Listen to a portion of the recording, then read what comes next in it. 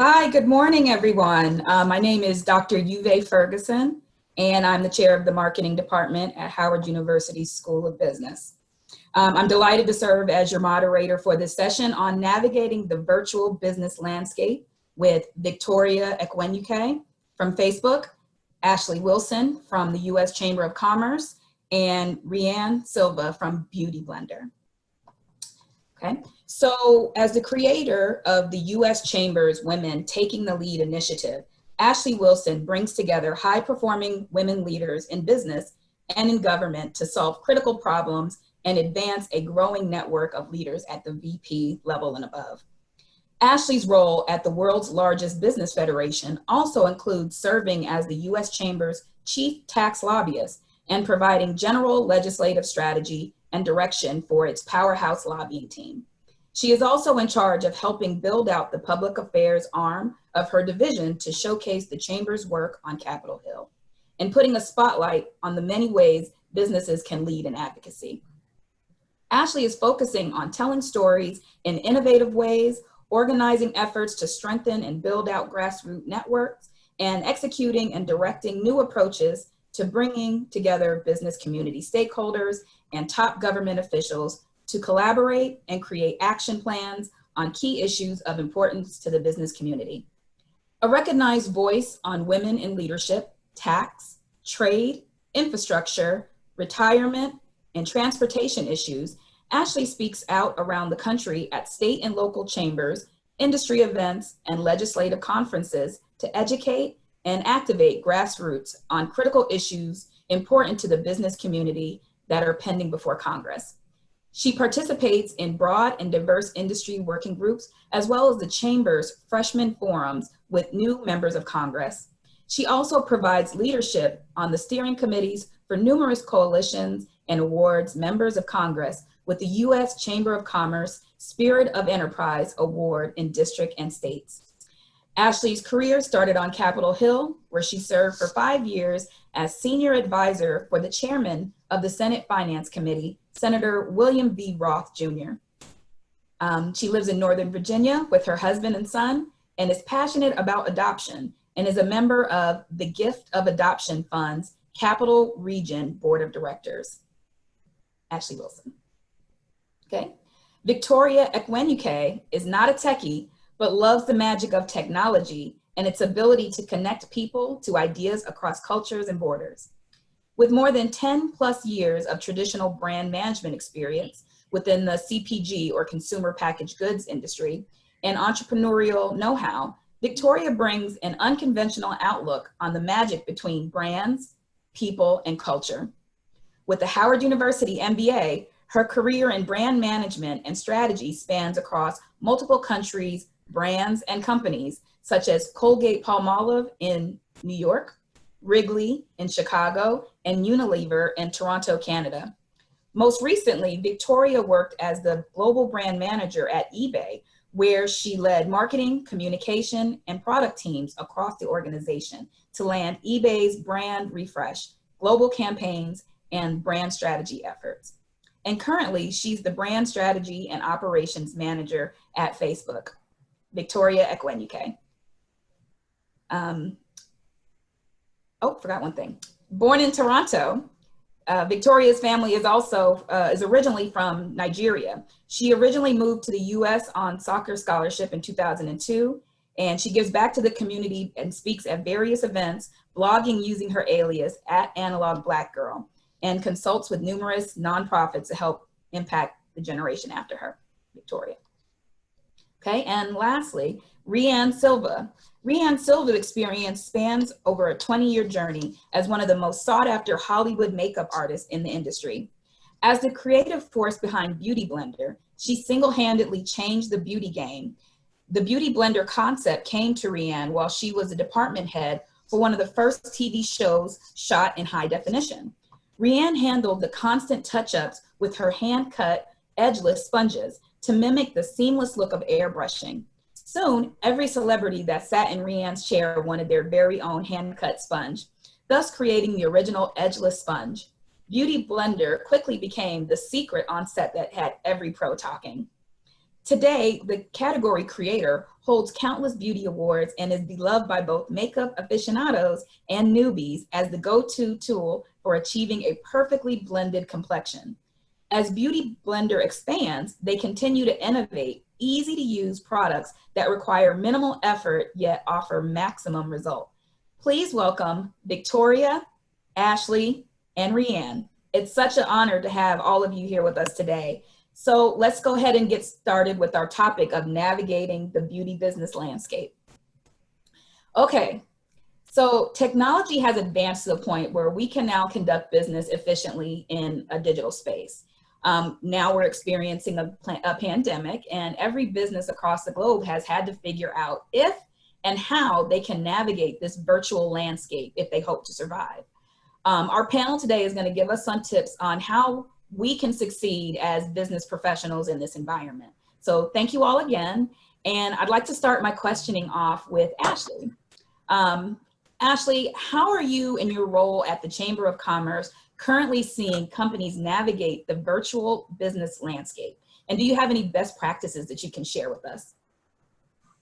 Sure. Well, first, I just want to say thank you so much to JP Morgan Chase and Howard University, Walker's Legacy, and my employer, the U.S. Chamber of Commerce, who has a vibrant and successful partnership with Howard University. In partnership with Howard, we launched the Next Gen Business Program to develop the next generation of minority business leaders. We have incredible internship opportunities. We have an executive speaker series and a faculty research program. And Dr. Wayne Frederick, your president, joined us last year as a member of our chamber board of directors. So I couldn't be more thrilled to be here and to share the stage with these remarkable women. And I've just been so blown away by this conference, and I'm so glad I was invited to participate.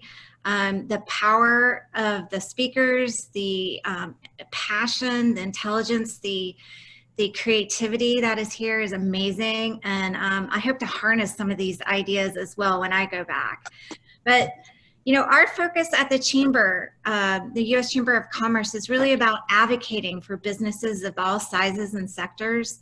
We represent over 3 million businesses, so we're looking at businesses that are not only small businesses, but also large corporate businesses. We're in beauty as well as in oil and gas. We're every single industry. We also represent state and local chambers. So if you live in a small town, there's probably a local chamber that you belong to or may belong to, and we work with them as well. So, my job, I'm basically a lobbyist. My job is to go up to the Hill and talk to members of Congress about what businesses need and what we're hearing about from business. And so, of course, we prefer to do that face-to-face, but we've had to pivot and transition to remote work really well from this standpoint. We've been able to, stay focused on keeping lines of communication open. It's much easier to walk up to an office and shake someone's hand and to meet people in person, but it's just as easy to pick up the phone, call them, to email them, to do business over Zoom, to have these big events like this. We've all transitioned pretty easily to do that as well. So a big part of my job is also making sure businesses understand what is coming out of Washington too, and how that helps them right now. So we're working really hard to stay in touch through webinars and making virtual introductions and a variety of other content so that they know what's going on and we can help them, and that they don't feel so isolated, because I think right now we're all feeling a little bit isolated, and our job is really to connect people and to make sure that they're hearing and knowing and seeing what is out there to help them. I also lead a really powerful community called Women Taking the Lead. Communication is critical for this job too, or this group. This program connects women leading at the highest levels across business and government. And our goal is to increase the level of diversity at the top in senior roles and then corporate boards. Pre-COVID, we were able to really work mostly in person with monthly luncheons and networking and leadership events and training. And we've been able to transition all that online too. And we've added sort of new weekly power half hours. That's what I like to call them. We stay connected by having Zoom half hours, and we support each other, and we support minority-owned small businesses by having them speak once a week. And so as high-level leaders, I think what we're seeing is that we need to see each other. We need to see and work together even more. So, you know, I guess what I really want to say is the Chamber is just a remarkable place to work because you wake up believing. The most beautiful sentence you'll ever hear is that you got the job. And you got the job so you can take care of your family, so you can take care of your community. And the more job creators we have, the better off it will be for our families and for our communities. And we need more women, and we need more diversity on corporate boards and in our businesses, because women are smart. They persevere. They're half the talent pool. They're half the market. They're half, you know, they're actually 70–80% of the purchasing power that is out there. And I just read a statistic that they control over $11 trillion in assets. Wow. So by 2030, we're going to own the purchasing power. So the single best business case for diversity is to create the different voices for different outcomes and to really own that power that we have right now. And that is that you are needed as a woman. You are recognized for what you bring to the table, and we want to hire you. So, and we want you to be at the very top of your game, so that we can provide more jobs and more security to the business community. Okay, great. So as a job generator, I'm going to throw the next question to Rianne. Rianne, as an entrepreneur, what has been the biggest challenge that you've faced navigating this virtual business landscape, and how have you overcome it? Well, thanks for that question. And again, hello, everybody. It's such an honor to be here. Yeah, so my company, I'm a very entrepreneurial brand. As you know, I'm a makeup artist in Hollywood, film and television celebrity that created Beautyblender to fill a need that I had. For me, because I didn't have a manufacturing background or even a branding background for that matter, the way that I built my business was from the beginning 20 years ago, very virtual, which was very unusual at the time, meaning I had, you know, people that were collaborating with me, working for me, if you will, in Las Vegas, in Pennsylvania, in New York, and in LA. So my company's original origins are really to be a virtual business. So for me, you know, you would think possibly that makes it a little bit easier, but really location is the challenge. So where before I felt like I stayed on a plane, it was like my second home, going between the East Coast and the West Coast. Now the business is truly virtual, where every day my team and I stay in contact via Zoom meetings. Like, Zoom is the best thing ever since sliced bread, as far as I'm concerned. And the really odd thing about it, you guys, is that Zoom oddly in some way has made me feel closer to my team than before, because we would kind of reserve the time together physically to really have those connections, where now I have them automatically every day. So for me, navigating the landscape, although it might have seemed very native to us, has increased our stew, if you will. It helps us, this virtual landscape via Zoom or however we're doing it in different streaming platforms, we're able to really, you know, create and maintain and also kind of innovate a new culture. It really has brought a new breath of culture to my team and I.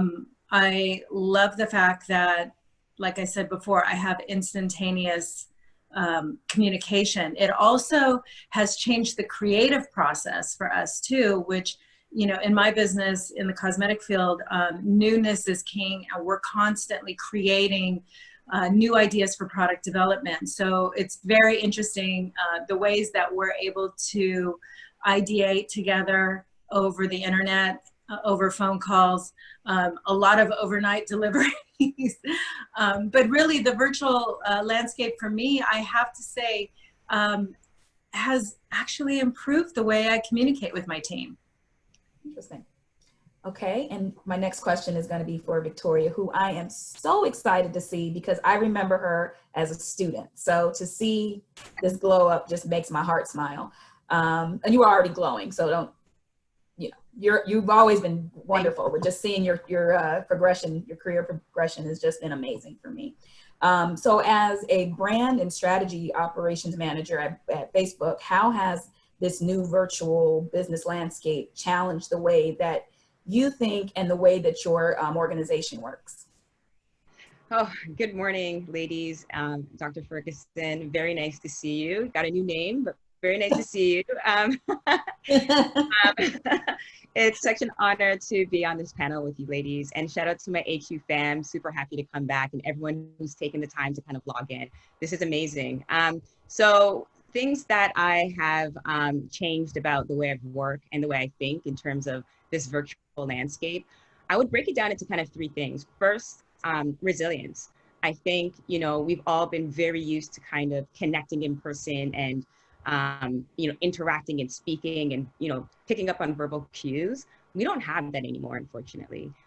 So, you know, as women of color, knowing that we have burdens that we take to work, and knowing that we may not even have someone to offload on or the sponsors that we see. When you're in person, it's kind of easier to build those relationships with those people. And now that we're doing it virtually, we have to be very creative and very resilient in making sure that we're still connecting and still building those relationships so that our careers could advance. So what does that mean? That means that you just have to be very intentional and cognizant in finding new opportunities and new ways to ensure that you're maintaining relationships. So I use the word resilience because you may try different tactics and they may not work because everyone is navigating this new space, but then that means you just got to try again with a different tactic. So that's the first thing. I would say for me, boundaries. So we've been working virtually since March. We were one of the first companies to be sheltered in place in San Francisco. Mm-hmm. And I found myself up at maybe 6:37 on Zoom and conference calls, literally in meetings, like face-to-face video conferencing calls from 8 to about 8 p.m. So almost 12 hours straight. And as you can imagine, just back to back. And I did that for a month, maybe two. And, you know, I started realizing that my health was declining. So, you know, I'm not getting the steps that I usually get in. I'm not working out. I'm not active. My neck is hurting, my back, things that typically don't cause me any pain. So I had to figure out very quickly that I needed to create boundaries, and I needed to be intentional about not just only my physical health, but my mental health, and making sure that those checks and balances were in place. So that's the second thing. And then I think the last thing that I would say is around emotional intelligence. This is a tough time for everyone. It's not just tough for me, although a lot of us, we internalize things. It's tough for everyone. Everyone is dealing with something, whether it's COVID-19 or systemic racism, or people who are just, you know, figuring out about what's happening in the world and the systems that are in place. Everyone's internalizing it differently. And I feel, you know, in this virtual landscape, we tend to be inward. And I think if we could do a better job of anticipating how that other person could feel and have a little bit of empathy, we could work a lot better and collaborate a lot better. And that's something that I've had to learn. It wasn't something that I picked up immediately, but it's tougher. It's tougher virtually. The cognitive load, how information is received and how it's even given, all that is very different, and it puts a lot of stress on our bodies. So just being kind to people and realizing that they're going through what you're going through, and it's difficult for them too. You brought up something really interesting that I'd love for you to share with the audience. You mentioned having a sponsor.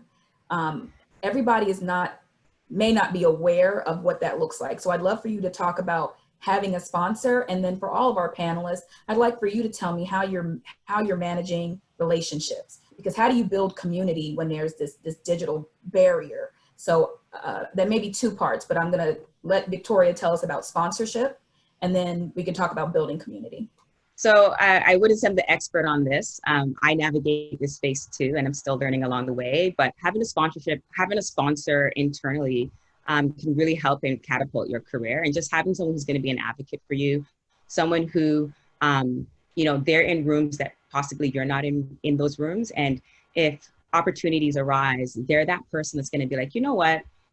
I've had a conversation with Victoria. I've seen Victoria kind of do X, Y, and Z, and I think she would be well suited for that role. It's just someone that's going to have your back and make sure people remember who you are.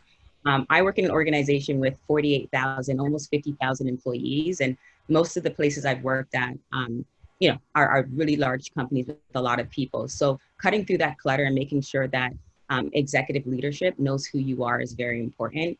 And as a Black woman, it's not easy. The system is not set up for us, unfortunately, so we have to do so much more. So making sure that you have people who could sponsor you, who could stick up for you, who could defend you when you're not in the room to defend yourself is extremely important. Now, how you get that and how you foster those type of relationships, again, not the expert here. And I'm sure there's many ways to go about it. But for me, one of the things that I tend to do, I want to be a leader. I want to be a leader, and I am a leader, but I want to have bigger influence, obviously.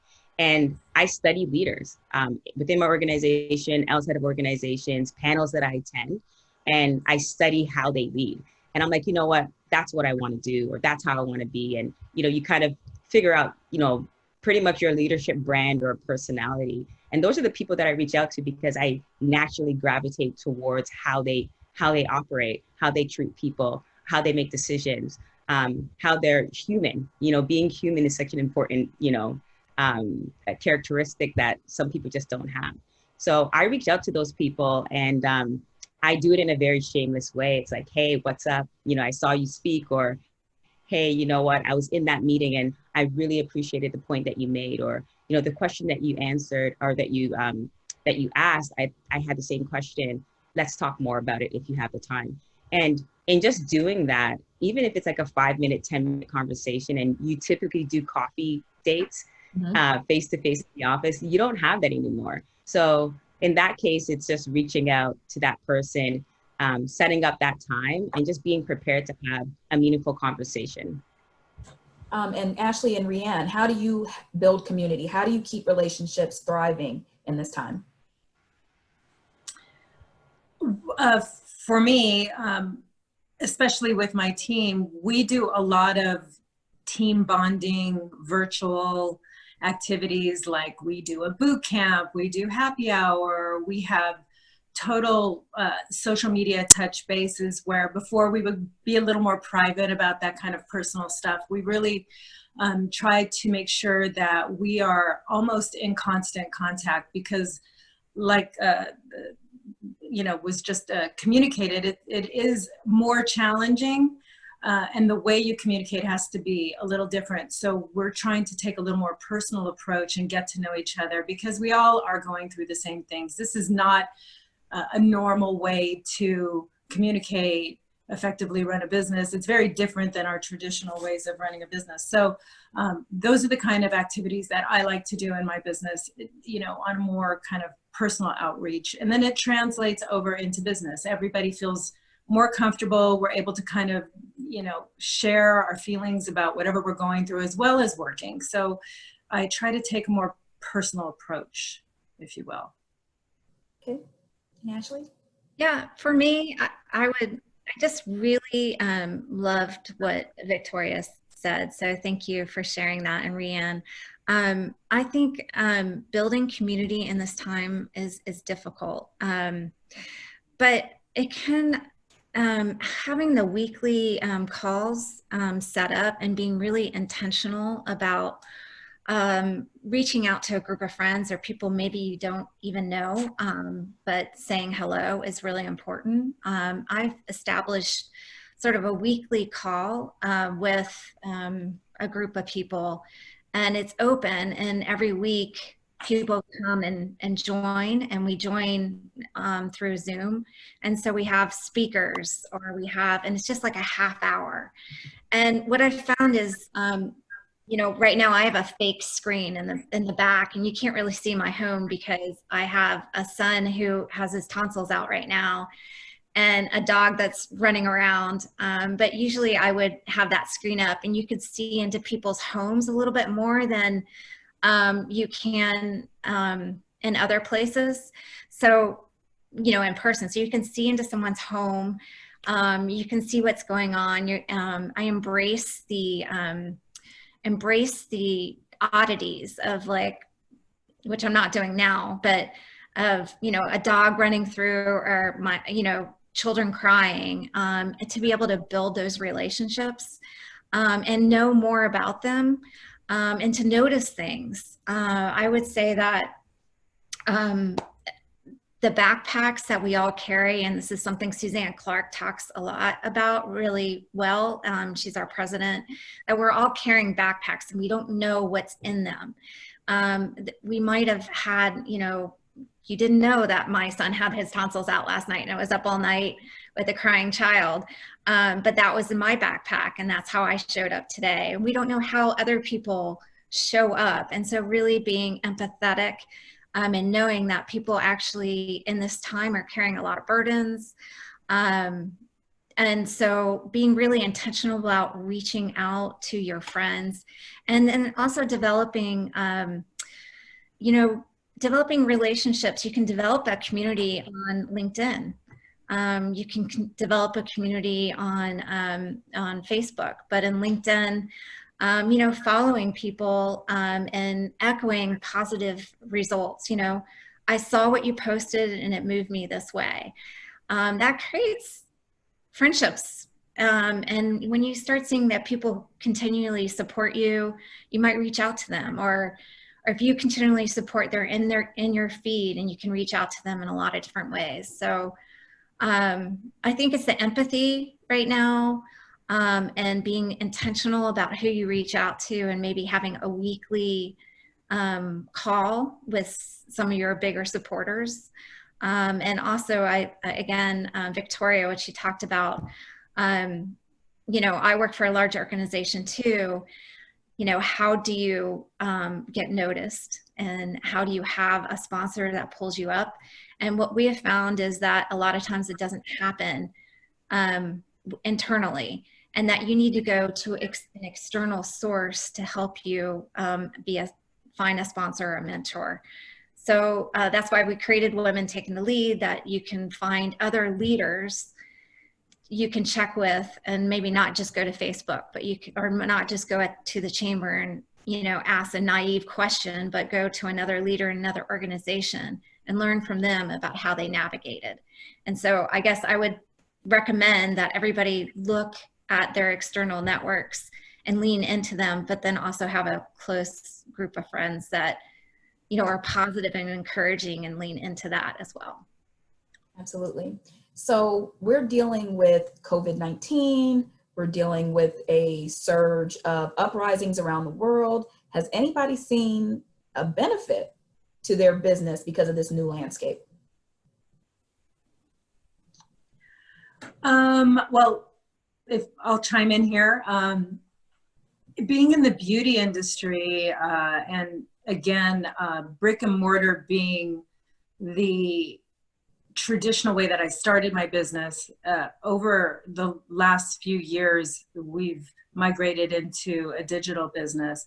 But I will say, from my perspective, being a CEO of a beauty brand, COVID-19 has presented obviously so many challenges for us in the beauty space, because so much of what we do is touch and feel, which is forbidden in these times, if you will.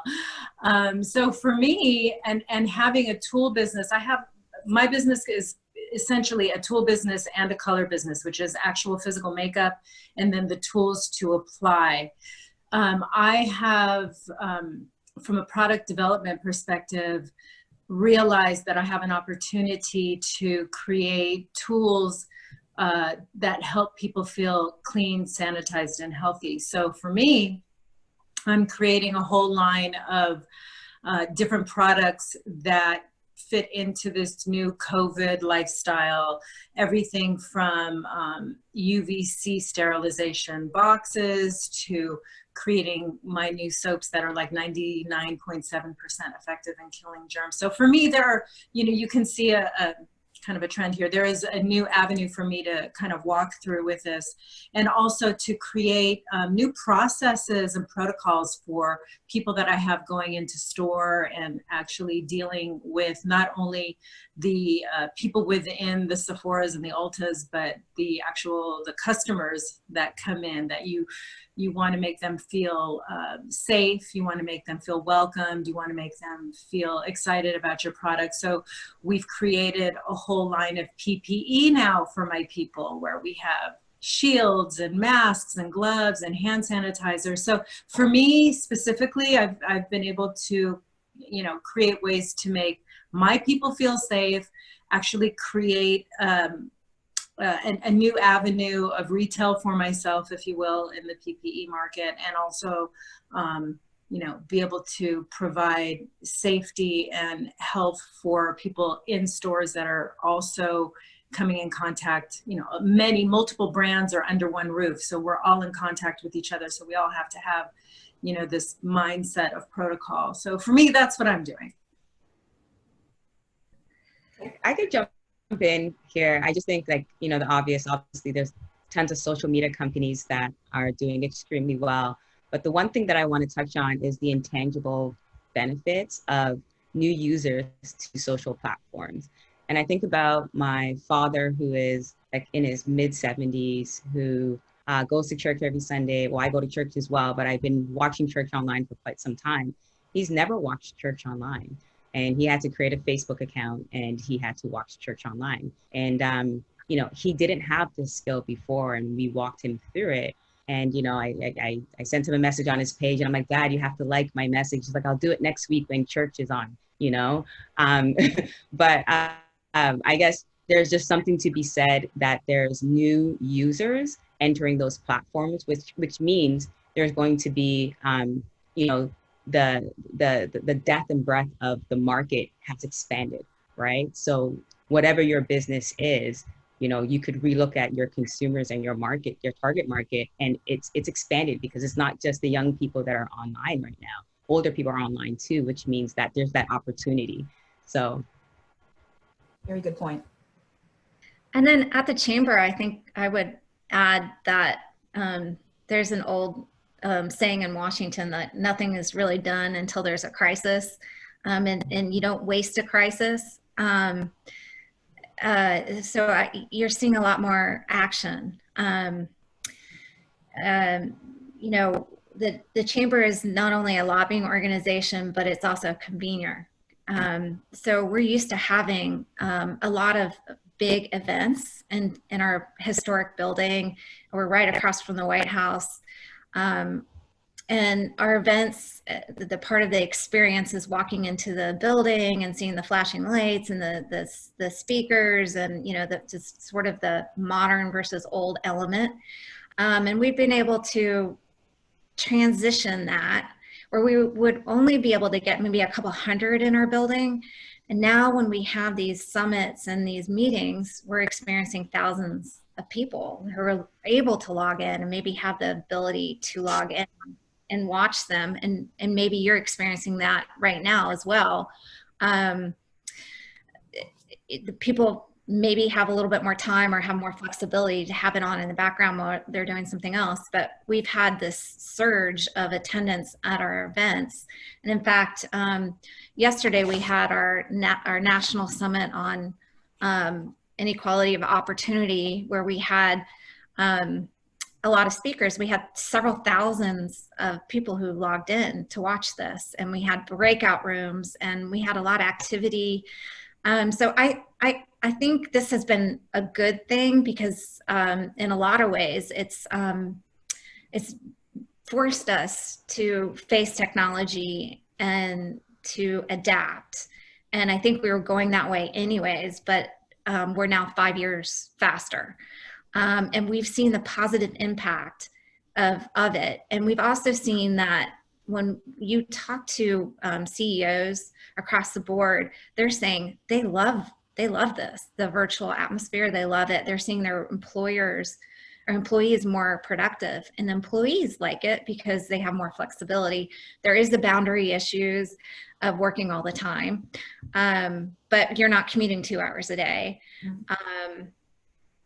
You know, so employers love it, employees love it, and there's just the creativity that's coming out of like, okay, we got to force action. There's an issue. Let's see if we can do it, and we can do it quick. Maybe it would have taken, we couldn't have done this, you know, national summit with these speakers from all over the world in 1 week, but we were able to do it in 1 week and get these speakers that we couldn't have had before. So I think it's been a positive experience for us, and it's honed in on our core values, which are core competencies, and it's gotten rid of everything else that doesn't rise to that, because we only have so much time, and it's helped us focus on our mission. Okay. So we have about 5 minutes before we need to wrap up. So I'm going to take some questions from our audience. Where do you draw your strength and approach solutions from when you face obstacles that don't make sense given your past experiences or past success? Maybe I can reword that. Where do you draw your strength from when you are faced with an obstacle?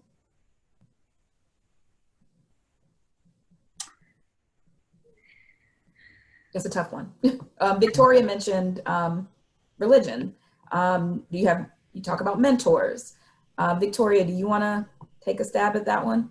I can. You know what? My my very first answer and instinct was like, it's my religion, it's my faith, it's what I'm rooted in. And I believe very strongly in it. And I don't talk about it a lot, but you know, I believe in the strength of, in the power of who I serve. And I don't think that anything happens without his hand in place. So I think everything's happening for a reason, whether I can understand it or not. So that's the first thing that I would say. Secondly, I would say my family and friends. I think I have a very strong support system. And even when I'm met with challenges that I don't think I can overcome, I think, you know, sharing those concerns with them and having them remind me of a similar challenge that I've overcome in the past is just a great way to kind of reinforce that you can kind of get it done. And another thing, I just, you know, that's more personal and more inward, but I would say, you know, at work, you know, reaching out, there's power in soliciting feedback from others and others across the organization, others who work on your team. There's power in that. And I think it's something that's learned, reaching out and being like, hey, you know what, this is what's going on. What do you think about it? There's nothing wrong with that. I think a lot of people feel as though it's a sign of weakness, but actually it's not. Bouncing ideas and getting ideas from people who have very different perspectives is a way of finding solution for challenges. Okay, so my next question is for Rianne. What advice would you give a budding beauty entrepreneur as she's trying to build a team? And who do you think should be on that team? So that's a great question. As an entrepreneur, you know, there aren't any real rules, so to speak, and every business is different and has different needs, even within the beauty sector. So for me, I would say the most important people to have initially on your team, aside from yourself, and let me just start by saying entrepreneurial positions, people wear multiple hats. It's very different than a corporate situation. So I would say the most important people to have on your team is somebody to watch operations and finance. You are the creative person. You can wear the hat of the creative person, the marketing person, because let's face it, if you have an idea as an entrepreneur, you kind of have a vision or a dream that you're trying to put out there. So you can handle, and I understand that it's, you know, not everybody has the strong suit, but if you have the vision, you can handle the way you want to present your business. And that covers your marketing and it covers your vision for products. But really fundamentally, operations and finance are, for me, the most important, is the heartbeat of the business. Okay, so we have time for maybe one more question. Maybe we'll put it like this. What one piece of small advice, not small, but brief advice would you give to entrepreneurs and young up and coming professionals that how do they make themselves stand out, or how do they find success as an entrepreneur and a female? I can say to that, I mean, just be open, you know, talk to everybody, meet as many people as you can, take notes and make connections with people, because people are your most valuable asset. To speak to what Victoria was just saying about when you have challenges and how to overcome them. I mean, your biggest asset and resource are going to be the people that you meet along the way. For every challenge you have, I believe in God, and I believe that there is a little hint of something always around if you pay attention to it, whether it's a person or something you heard that can always help you refocus and get back on track. So I would say, you know, as an entrepreneur, one of the most important things is to be open.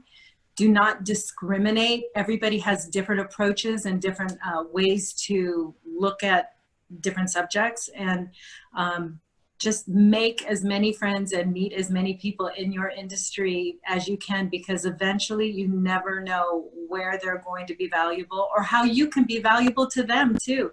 I spend so much of my time now talking to young entrepreneurs and people that really can benefit from things that I don't think are very valuable about my experience, but every part of your entrepreneurial experience is valuable to someone else. Right. So, Right. And if I could jump in too, because I know Nima, and I think she's the author of this question, and you're already incredible. You're already going to do wonderful. She interned at the chamber and then went on to intern on Capitol Hill and then at Apple. And I think you are going on a learning safari. I couldn't be more proud of you.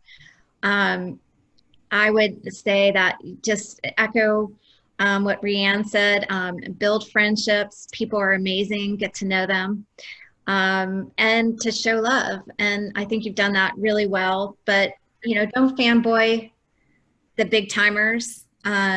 You know, really show love to the startups, and you're a startup, consider yourself a startup, and let's all, you know, every time we see somebody who's approaching their career and starting, we should all be helpful, because we were all there at one time. So good luck, Nima. I know you're going to do great.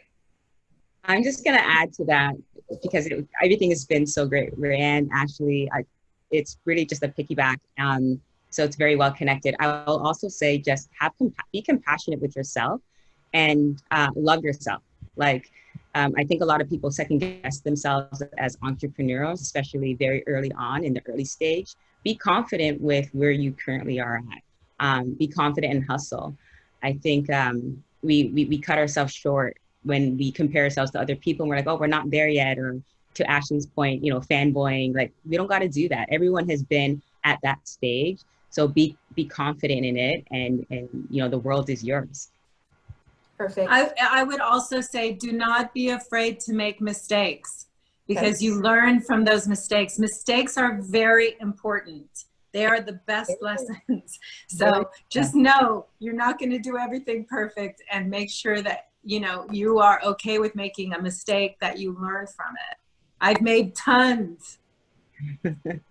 Well, let's thank Victoria Ekwenuke, Ashley Wilson, and Rianne Silva for these words of wisdom that we got today. If you have your Instagram or Facebook handles that you would like to share, or email, so that people can contact you, we can share them briefly, and then we are going to move on to our next segment.